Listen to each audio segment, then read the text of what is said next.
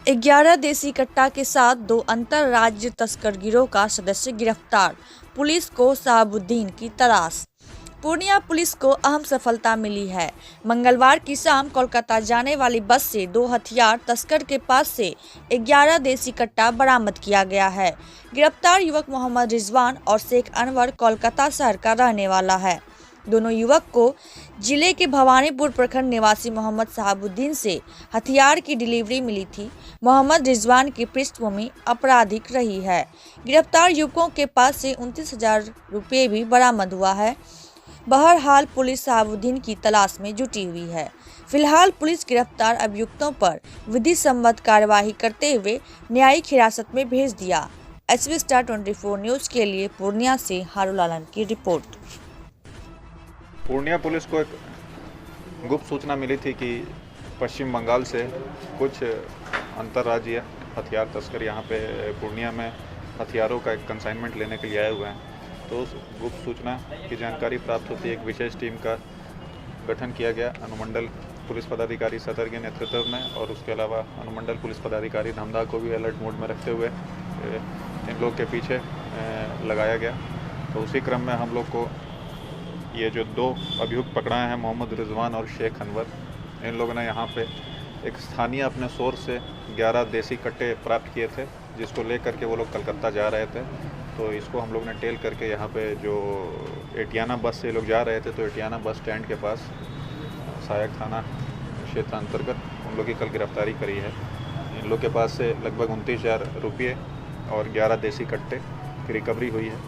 इसमें से जो ये मोहम्मद रिजवान नाम का अभियुक्त है, ये इसके द्वारा अपने कन्फेशनल स्टेटमेंट में बताया गया है कि ये पूर्व में कलकत्ता के एक डकैती केस में लगभग 5 साल के लिए जेल में था।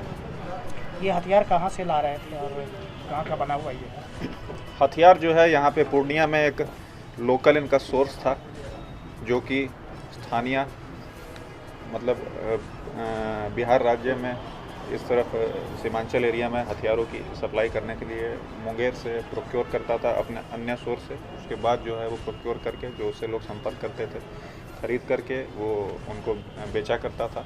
उसके द्वारा स्वयं इन हथियारों का निर्माण नहीं किया जाता था, बल्कि वो एक बीच का माध्यम था जो कि हथियारों को प्रोक्योर करके फिर फर्दर जो भी उससे डिमांड करता था उसको जैसा भी दाम रहता था उसके अनुसार बेचता था हथियारों के हिसाब से।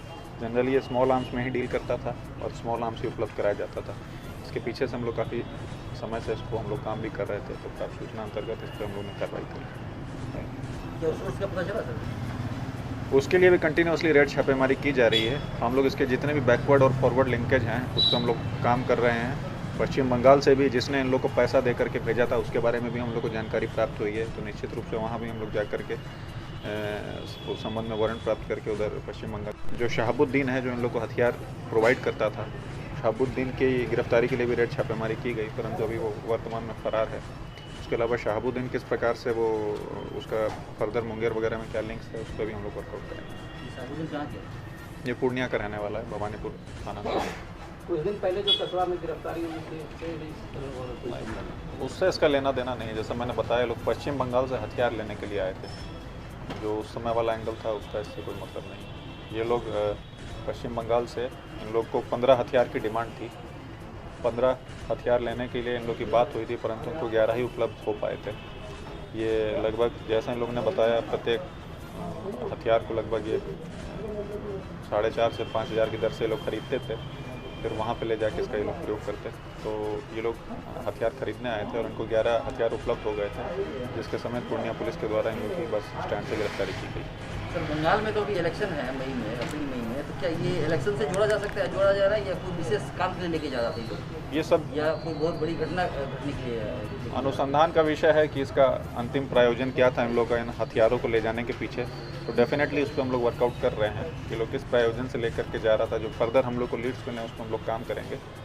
तो बाकी जैसा होगा वो इन्वेस्टिगेशन के क्रम में बातें सामने निकल के आएंगी।